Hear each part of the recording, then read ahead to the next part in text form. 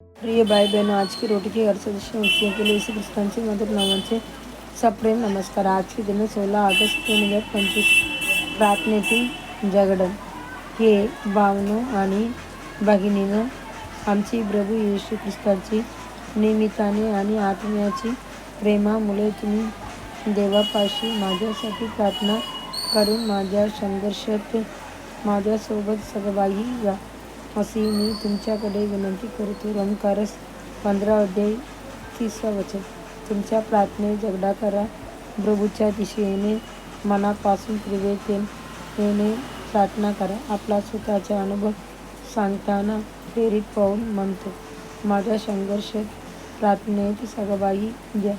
होय, स्वर्ग राज्यावर जोर करून हल्ला होतो आणि जो जोर लावतो तोच त्याचे स्वामित्व घेतो. आपण प्रार्थनेत झगडलं पाहिजे. पवित्र जीवनासाठी, प्रार्थनायुक्त चालण्यासाठी, देवाची परिपूर्णतेसाठी, अशुद्ध आत्म्याशी युद्ध करण्यासाठी, देवाचे वचनातील वचन प्राप्त करण्यासाठी आणि प्रभूच्या मागीने विजयात पुढे जाण्यासाठी येशूने केलेल्या प्रार्थना असतात. इतरांसाठी विनंती करणाऱ्या मध्यस्थ प्रार्थना असतात.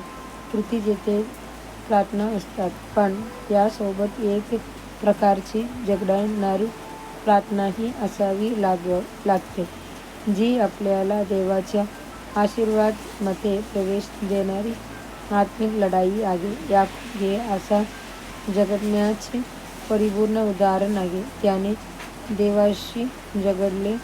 तो स्वतःहून अधिक सामर्थ्यवान अशा व्यक्तीसोबत संघर्ष करीत होता.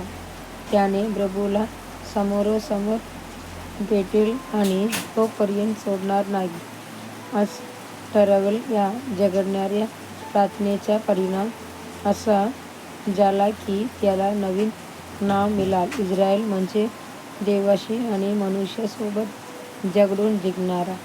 होशेया नबी याकूब विषयी लिहितो, त्याने आपल्या आईची पोटीची पावलाटाच धरली आणि मोठा होऊन देवाशी झगडला. त्याने देवदूताशी झगडून विजय मिळवला.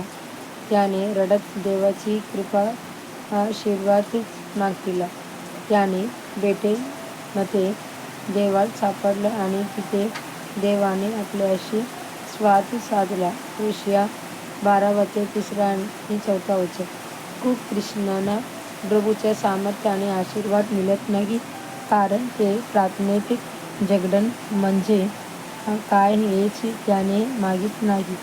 त्यांनी दत्तत्वाचे आत्मा मुलींचा धाडस वापरून ख्रिस्तामध्ये आपलं वास्तव मागितलेलं नसतं. देव आपला पिता आहे आणि आपण त्याची मूल आहोत, म्हणून आपण धाडसाने विचारू शकतो. आपण म्हणतो, आमच्या दररोजचा भाकर आम्हाला आज दे. संकोचाने नव्हे, तर आपल्या पित्यावर पूर्ण विश्वास ठेवणाऱ्या मुलाप्रमाणे, देवाच्या लाडक्या मुली अशा विश्वासाने प्रार्थना करायला अजिबात घाबरू नका. पुढील चिंतनाचं वचन. कारण देवाने आपल्याला भीतीचा आत्मा दिलेला नाही, तर सामर्थ्याचे, प्रेमाचे आणि सुसंस्कारी मनाचे आत्मा दिला आहे. 2 तिमोथी 1 अध्याय 7 वचन.